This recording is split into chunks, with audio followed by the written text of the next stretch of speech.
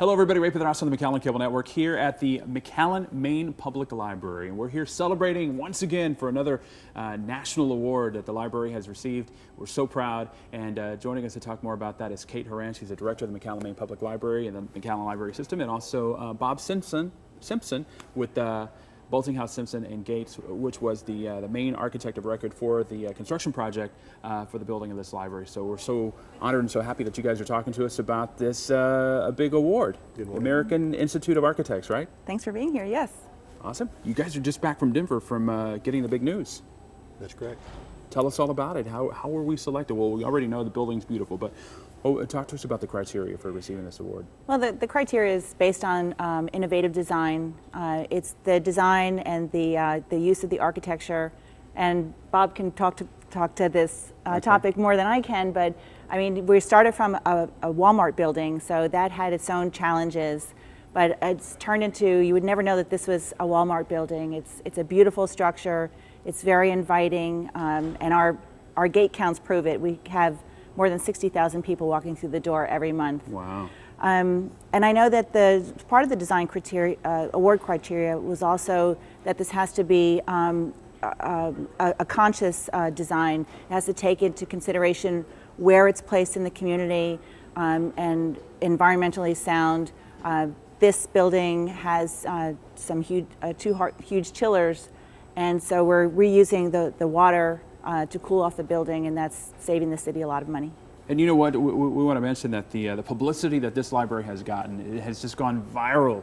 There have been you've probably lost count of the number of publications that have featured this library, right? We're really proud of that. I mean, we've been featured in Time Magazine and the New York Times, Texas Monthly, the LA Times. So yeah, it's really gone viral, and we get a lot of great compliments. We still get great comments on our Facebook page, which, by the way, we have 4,000 followers. Wow, nice. Now, MS&R was the interior architect for the interior design of this building, but Bob, you guys were the main architect of record, and you guys are here from McAllen, who saw this project from beginning to end. Talk to us about, I guess, first of all, the excitement that you guys share in getting this award, and then if you could also talk to us about maybe the challenges that that you saw transforming this building into what it is today.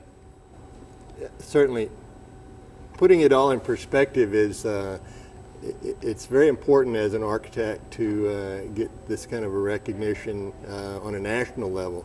The award we received in Denver really is I'd have to say is a team award, although it was presented to Meyer, Scher, and Rockcastle, the interior design firm, because they submitted the project to the competition for recognition, and they won. They're judged by a very astute jury. The project was judged on its own merits. It's not judged comparative to all the other projects. It survived, and it was awarded the recognition based on its own merits. So Meyer, Scher, and Rockcastle was selected early on as our teammates when we tried to get this project. And luckily for us, we were awarded the project and worked with MS&R for several years in doing the design and the construction documents and during all the construction. So it was a teamwork. There were a lot of other consultants. We had mechanical engineers, structural engineers, civil engineers, electrical.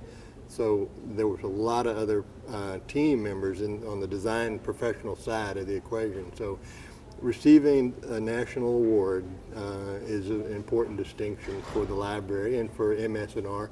And since we're part of the team, we're going to have to take a little credit too. Absolutely, absolutely. And what do you think it is that impressed the judges so much? This building has such beautiful color, and would you say the theme of the amenities used? What do you think grabbed their attention so much? From an interior design perspective, I think it's the following the theme, the uniqueness of subdividing this library into the spaces that it was. It's a challenge of doing a library on this single floor was major.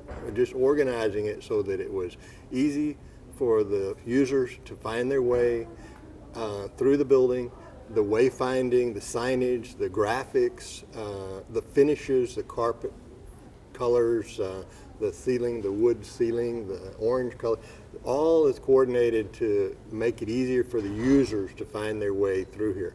And users at all levels. You know, we've got the kids in the space we are now, the children's program. It has a different feel than the adult reading room. And so those are being able to create, use a blend of materials to satisfy all those different customers is the big challenge. In an existing space, which was kind of a blank space, you know, we do that a lot with new buildings, but in big, open, wide buildings, it was a bigger challenge because we had to use an existing space. So that was I guess, how they got recognized. The behind-the-scenes spaces, too, in this facility are great as well. The staff offices occupy probably a third of this building, so it's important to get those, and they're beautifully done as well. Most of the public doesn't see those spaces, but they're very well done. And then the other spaces like the auditorium space, the conference room space, the public meeting room spaces, they're all very well appointed and appropriately done for the users that occupy those spaces. So. And you know what, this is what's so unique about this library is that it's not just a traditional library, it's a multi-purpose facility, as Bob mentioned, all the meeting rooms. Kate, a lot of people must think, wow, this is so huge, but you guys make very good use of this space, especially with 60,000 visitors. Well, I mean, one of the great things about this building is that there's enough room to accommodate everyone. We can have, you know, hundreds of people in the building, but they still have elbow room. They still have these huge Vitra tables that they can sit down with their laptops or plug in their devices and still have enough elbow room around them to feel like their space is not being encroached upon. Children really respond to all the space in the building. They often come in and kind of skip through the entryway and skip into the children's area. And, you know, that brings so much joy to my heart because that's the response that we want. We want people to feel glad when they come into this building and feel free to explore. It's a learning place. It's a place for literacy and helping kids develop a brighter future. So exciting to be part of that, I'm sure. Definitely. Very good. What's in the future for the library? I know that you're always expanding, you know, your partnerships with the community. Well, as always, we always have programs going on, not only for our children, I mean, going down to the little tiny babies coming in with their moms and dads and caregivers, toddlers and school-age children. We have a full roster of teen programs. We have adult outreach. And we actually just signed an agreement with UTPA. We're going to have a Go Center here at our teen area, and those will be some computers and other technologies that will assist people who are interested in college, to encourage them to look into different colleges, look into the application process. How do I apply for financial aid? What major might I be good in? Nice. So we're going to have that here in our teen area, and the great thing is that that'll be open when other college information institutions are closed. Very good. Bob, I want to talk to you a little bit more about the unique challenges of the building. When you came here and saw the shell of this building, and then I guess as you guys started planning how you were going to transform it, what would you say were some of the biggest challenges with the walls, with the roof of this building? What comes to mind? What do you remember about I think the biggest adjustment was the scale, getting used to the scale of this building. When the walls are all removed and it's just a vacant shell, it's a gigantic space. And kind of working that into your mindset of how you're going to subdivide and create all the spaces inside was the biggest challenge. Then once you decide, you know, some of how to make the biggest challenge that we were given by the city was make sure it does not look like a Walmart when you're done. Okay, so we worked very hard at adding the wow factors that the commission asked for to do that. So it included raising the roof in areas, cutting holes in the roof, cutting holes in the walls for windows. We actually removed part of the building that was going to be too difficult to renovate, so we saved money by not having to renovate that old automotive wing on the southwest corner.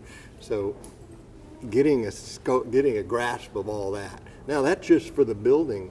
We also have this huge parking lot that was just wall-to-wall asphalt, just this bland, open, irritating parking lot. So we reduced the number of parking spaces from like 870 some to 500 by adding tree islands, landscaping. There's a giant mall, the plaza out front with the water feature, and then we had to add detention ponds for the stormwater runoff. And so all of that combined to, we've heard the expression about the heat island effect in the urban areas. Well, we reduced the heat island effect by adding trees and green spaces, and that was the intent, to just make it more inviting so that, over time, these trees will mature in front and it'll be just a gorgeous space. But when you drive by on Nolina or 23rd Street, you're not going to see all the cars, you're going to see more green space. Right. So that's the feature that we thought was very important to do that. And when you drive by at night, it looks very impressive because of the lighting as well on the outside that changes colors. We needed a landmark. They needed to have the wow factor, and that was required by the commission, and that was our attempt to do that. And it does that. It's very interesting at night, the colors changing and revolving, the water feature when it's going. It's a vibrant space, and it's one of the things we never thought about when we were designing the building and the outside and the parking lot stuff. A farmer's market. There's a great farmer's market that happens under the porte cochere in the driveway out front every Saturday, and it's this great, happening kind of a space that we never envisioned that might happen, but it's a perfect use for it, and community likes it. It does a couple things. It reinforces the library as a community gathering space. Right. So that was something we never anticipated happening, but it's great that it did. Very nice. And that's from 8 to noon, basically, on Saturdays? It's from 10 to 1. Oh, 10 to 1. But people always okay. come early anyway. But we get about between 600 and 800 people here every Saturday morning. Wow. People love the farmers market, and we feel good about it. We feel like it's a good partnership with the farmers market. We are not only promoting literacy, but we want to promote good, healthy habits, and that's a good place to start. I also want to mention that the city of McAllen was very forward-thinking about this building, and has become a leader in the U.S. in an adaptive reuse of a big box store. That's becoming a trend, and I'm really proud of the city of McAllen that they had the foresight to adapt this building and make it into a beautiful community space with so many uses. That was an important decision in the design process too. In the planning process was, could we tear this building down and build a cheaper building somewhere else on a smaller site? Maybe, but it turned out it was less expensive to save this building and renovate it than it would be to tear it down and build from scratch. So to the tune of about $1 million we saved in the construction cost by saving this building. So I get questions, what did you do that's green or environmentally friendly? Well, did you put solar panels on the roof? No, we didn't do that. Did you do wind turbines outside? No, we didn't do that. Well, what did you do? Well, we didn't put the building in a landfill. Exactly. We saved this building, which was a significant feature. Now, there are quite a few other energy-saving features in this building. Kate already mentioned the air conditioning system, which is a water-cooled chill water system, which is the most efficient type of air conditioning for a building of this size. The lighting system in here is automatically controlled, so when the skylights on a sunny day are at their brightest, the lights are automatically dimmed. Mm-hmm. She mentioned water recovery. All the condensation water from the this air conditioning system that is extracted out of this building is recycled to the tune of about 100,000 gallons a year in water that's recycled within the building system. So all that stuff is out of the way, and we don't see that, but it's a very sophisticated air conditioning, lighting, mechanical system. So. Well, we congratulate you. I'm sure you're very, very proud of being part of this project. I'm sure you drive by here often and say, I was part of that. I designed that. I built that.